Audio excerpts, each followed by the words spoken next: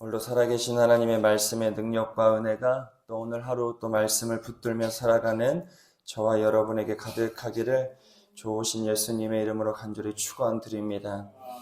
우리가 어제 같이 새벽에 나누지는 않았지만 또 각자의 자리에서 고린도전서 8장의 말씀을 읽으셨을 텐데, 고린도전서 8장의 말씀은 우상의 제물에 관한 말씀입니다. 모든 것에 자유가 있어도 그 자유가 연약한 한 형제를 낙심하게 한다면, 아무리 내 자유를 가지고 모든 걸 할 수 있어도 연약한 한 형제를 위해 과감하게 그 자유를 포기하는 것, 그것이 하나님 앞에 살아가는 성도의 삶임을 사도 바울이 우상 제물을 내가 마음껏 그 제물 자체가 아무리 우상에게 드려진 제물이라 하여도 율법은 그것이 안 된다 이야기하여도 그 음식 자체를 먹는 것이 문제가 되지 않는다. 그런데 그것을 바라보는 연약한 믿음을 가진 한 사람이 그것으로 실족한다면 그 우상의 제물 먹지 않는 것이 옳고 그름의 문제가 아니라 연약한 성도의 심령이 낙심되느냐, 그렇지 않느냐의 문제가 사도 바울 또 성도에게 중요하다는 겁니다. 하나님 나라를 살아가는, 또 하나님 나라를 우리가 경주에 비유합니다. 경주라 비유하면 누가 1등하고 순서가 정해져 있는 것처럼 여겨지지만, 사실 하나님 나라의 경주는 함께 손을 맞잡고 함께 결승전까지 가는 것이 하나님 나라의 경주지요. 내가 능력이 있어서 먼저 달려가서 연약한 사람들을 위하여 응원해 줄 수도 있겠지만, 그런 것이 아니라 넘어져 있는 사람이 일어날 때까지 기다려주고 손잡아주며 함께 목적지까지 갈 수 있는 경주가 하나님 나라의 경주라는 것을 우리가 잊지 않아요. 교회 공동체도 마찬가지입니다. 교회가 능력 있는 한 사람의 초점이 맞춰져 움직여져 가는 것 같지만 아니요. 교회가 온전해지기 위해서는 연약한 성도의 마음과 신앙을 우리가 볼 수 있어요. 새벽종들이 그런 정도의 믿음을 가진 분들이 되어야 합니다. 연약한 한 성도가 뭔가 문제가 있고 지쳐있고 낙심되어 있고 실망한다, 우리가 거기에 맞춰서 신앙의 모습을 움직여낼 수, 목사님 이렇게 하세요. 아니요. 못 일어나는 분이 계세요. 못 따라오는 분이 계시다고요. 지쳐있는 분이 계세요.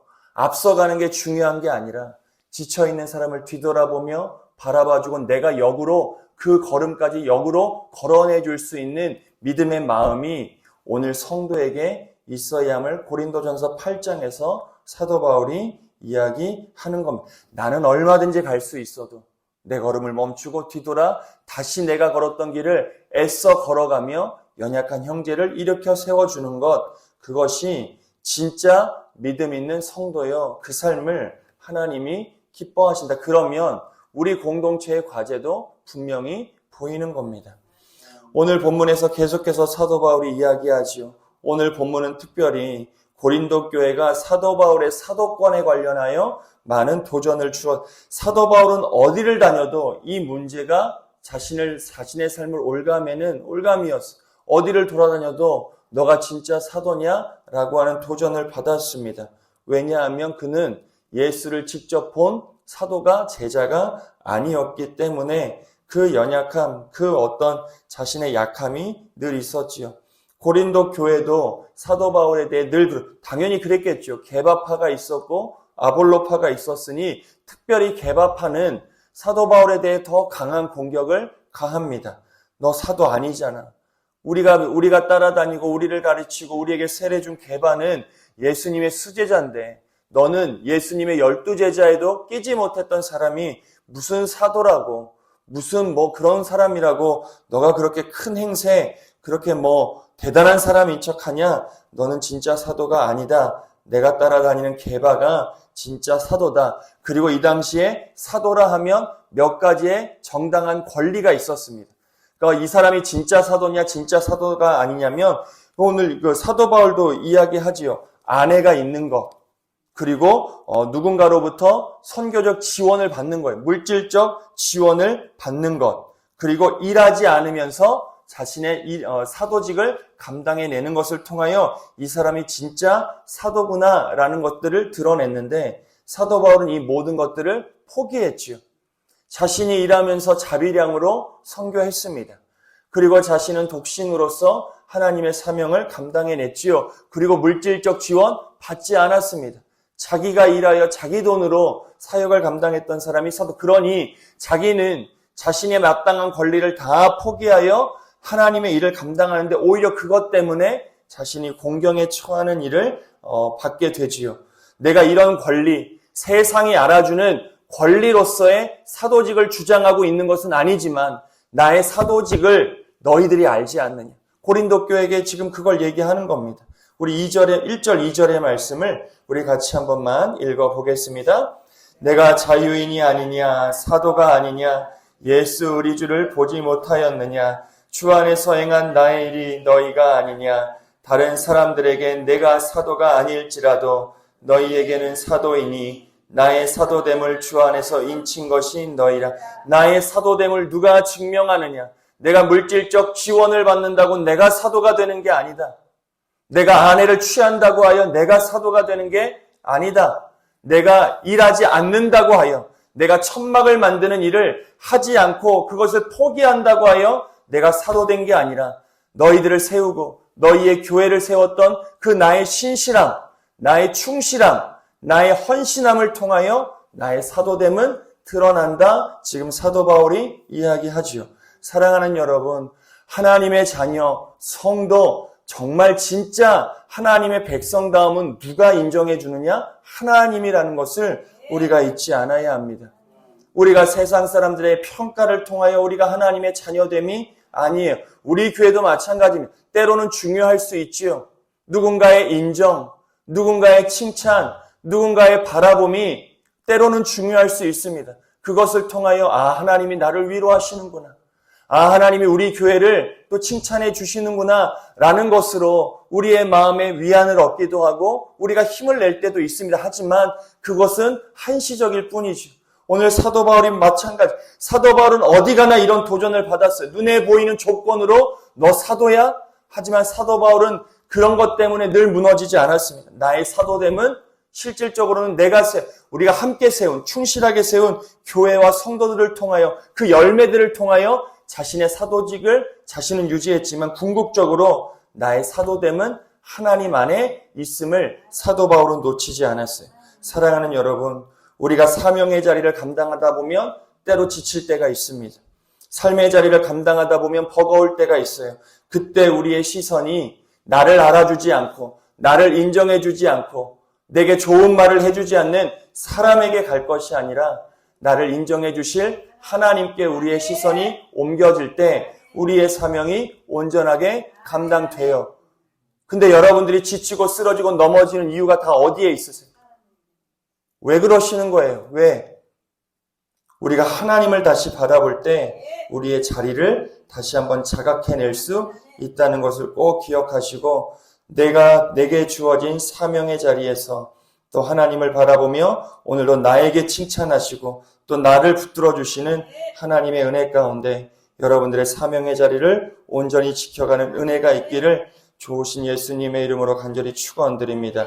3절 이하에서 얘기하죠. 나를 비판하는 자들에게 변명할 것이 이것이니, 이렇게 얘기합니다. 우리가 먹고 마실 권리가 없느냐? 그리고 우리가 다른 사도들과 주의 형제들과 게바와 같이 믿음에 참여된 아내를 데리고 다닐 권리 없느냐? 자기가 다 있음에도 불구하고 하지 않고 있는, 포기한 거예요. 어찌 나와 바나바만 일하지 아니할 권리가 있겠느냐 없겠느냐 하며 자신이 다 할 수 있어도 내려놓았음을 사도 바울이 분명하게 이야기합니다. 그리고 7절에 보면 이런 비유를 들지요. 우리 7절의 말씀을 같이 함께 읽어보겠습니다. 누가 자기 비용으로 누가 포도를 심고 그 열매를 먹지 않겠느냐? 누가 양떼를 기르고 그 양떼의 젖을 먹지 않겠느냐? 자, 군인들이 자기 돈을 내어 군복무하지 않습니다. 자기 비용으로 군 생활의 용품을 구입하지 않지요. 다 나라에서 대어줍니다. 또 포도를 심고 그 포도를 심은 그 포도원의 주인 열매 먹는 거 당연하지요. 양떼를 기르는 양떼의 주인도 양의 젖을 먹는 거 당연합니다. 그리고 9절에 보면 7절에서 그게 당연한 권리지요. 당연히 수고한 자가 누리는 권리라고 할 수 있습니다. 하지만 사도 바울은 자신의 수고에 대한 권리를 주장하는 것이 아니라 자신의 수고를 하나님 앞으로 옮겨가는 자신의 신앙의 삶을 끊임없이 보여줘. 근데 우리는 그게 되느냐? 어려워요. 그게 쉽지가 않습니다. 공동체 생활 가운데 그게 쉽지 않아요. 내가 수고하면 수고할수록 사도 바울과 같이 하나님의 은혜를 충만하게 받느냐? 아니요. 우리가 그럴 것 같지만 역설적으로 그렇지 않습니다. 그래서 이 공동체, 이 땅 가운데 거하는 하나님의 나라의 모형을 가진 교회 공동체, 내가 가진 작은 하나님의 나라의 공동체 안에서는 어떤 게 필요하냐? 누군가의 수고를 당연하게 여기지 않는 마음이 있어야 돼요. 이게 굉장히 중요합니다. 우리는 온전한 하나님의 나라가 아니에요. 죄송하지만 그렇지가 않습니다. 온전한 하나님의 나라의 모형을 우리가 추구하고 만들어가고 있지요. 교회는 완전한 하나님의 나라가 아니에요. 그거 생각하고 교회 오면 상처받습니다. 교회는 완전하지 않아요. 완전하지 않는 사람들, 여전히 죄의 문제를 가지고 씨름하는 여러 사람들이 모여 하나님의 나라의 모형을 지금 이루어가고 있지요. 그러다 보니 때때마다 사명의 자리를 감당하며 수고에 대한 권리를 취하고자 할 때가 있습니다. 내가 이마만큼 수고했으니 나에게 이마만큼의 권리가 있다? 내가 생각할 때가 있어. 그러니 교회 생활, 신앙 생활, 사명의 자리를 감당하며 마음이 복잡해지는 경우가 몰려오는 겁니다. 그러니 이 하나님의 나라의 모형을 가진 교회 공동체 안에서는 누군가의 수고를 당연하게 여기지, 그 당연하지 뭐. 은혜 받았으니까 당연히 하는 거지. 그게 아니라고. 누군가의 수고를 귀히 여길 수 있어야 돼요. 당연한 것으로 여기는 것이 아닙니다. 당연히 맡았으니까, 권사님이니까, 집사님이니까, 성도니까, 교회 다니니까 당연히 해야지가 어디 있어? 하나도 없어요. 모두가 각자의 수고에 대해 우리가 귀히 여길 수 있어야 됩니다. 누구는 하고 누구나 모두가 다 함께 할 수 있도록, 모두가 다 함께 수고하며 서로가 서로를 칭찬하고 서로가 서로를 인정하며 하나님의 나라를 이루어갈 수 있어야 된다. 우리 교회가 그런 교회인지, 내가 섬기는 공동체가 그런 공동체인지를 여러분들이 점검할 수 있는 당연한 권리 같지만 우리가 그것 때문에 섭섭해지기에 누군가의 수고를 당연하게 여기는 것이 아니라 수고하는 사람들을 인정해주고 우리가 존중해주며 궁극적으로는 우리가 수고할 수 있는 모든 것 하늘 하나님에 대한 소망으로 옮겨질 수 있도록 그렇게 함께 서로가 우리가 수고를 하나님 안에서 감당해낼 수 있어야 함이 오늘 본문의 사도 바울의 권면을 통해 깨닫는 은혜입니다. 수고하는 자는 소망 가운데 일할 수 있어야 하지만 그것이 믿음의 공동체 안에서는 인정과 존중으로 나아갈 수 있어야 돼. 누군가를 존중해주고 존중을 받아야 우리의 사역이 지속될 수 있어요. 폄하하거나 무시하거나 외면하면 안 됩니다. 하나님 보고 하는 거지? 아니요. 그렇게 말하는 사람이 제일 먼저 넘어져요. 그렇게 말하는, 그럴듯한 말로 하는 사람이 그거 인정 못 받아서 하는 말이거든. 우리가 공동체 안에서 당연하게 여기는 거 하나도 없어요.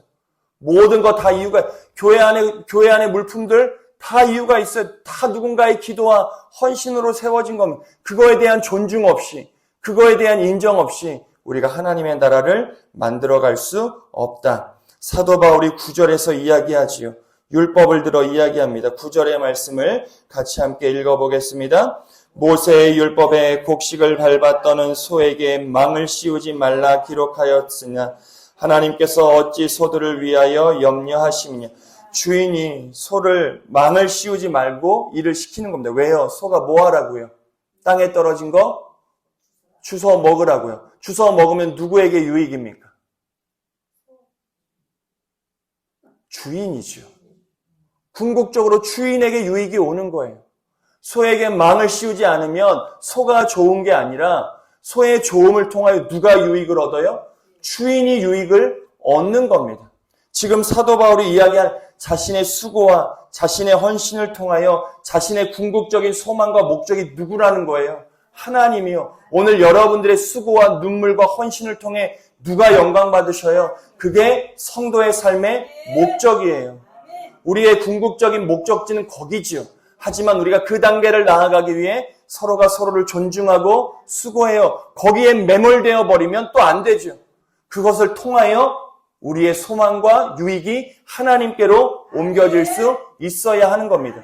오늘 여러분들이 누군가의 삶을 그렇게 세우고 있는지를 점검하시라는 거예요.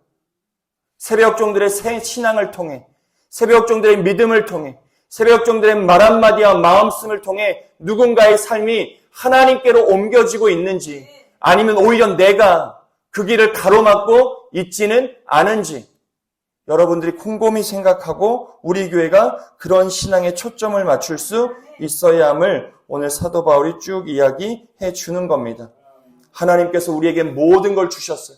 모든 걸 자유하게, 소에게 망을 씌우지 않듯 우리에게 모든 것들을 가하게 해 주셨습니다. 근데 진짜 모든 것들이 가함 가운데 주인의 유익을 위하여 우리가 살아가고 있느냐? 우리에게 주어진 자유와 모든 권리는 우리의 주인을 위한 것이어야 하는데 오늘 그 주인을 위한 삶을 우리로 하여금 살아가는지를 오늘 사도 바울이 우리에게 도전합니다. 우리 10절의 말씀을 마지막으로 같이 읽겠습니다. 오로지 우리를 위하여 말씀하심이 아니냐? 과연 우리를 위하여 밭가는 자는 소망을 가지고 달며 곡식 떠는 자는 함께 얻을 소망을 가지고 떠는 것이다. 밭 가는 자나 곡식을 떠는 자 모든 자가 결국은 하늘의 소망을 가질 수 있어야 된다. 사랑하는 여러분, 여러분들의 신앙, 또 여러분들이 속한 우리 교회와 여러분들의 신앙의 공동체가 우리의 한 분 되신 하나님 안에 소망을 얻어 살아가는 은혜의 공동체가 되어지시기를, 여러분들이 그런 공동체로 세워가는데 귀히 쓰임받는 하나님의 일꾼이 꼭 되어지시기를 좋으신 예수님의 이름으로 간절히 축원드립니다. 권리가 아니라 연약한 성도의 유익이에요. 내가 모든 걸 다 할 수 있어도 공동체의 유익을 위하여 내가 할 수 있어야 된다. 그리고 공동체는 누군가의 수고를 당연히 여기는 것이 아니라 그 수고에 늘 감사하고 또 감사하며 살아갈 수 있어야 된다. 작은 것 하나도 크게 봐주실 수 있어야 돼.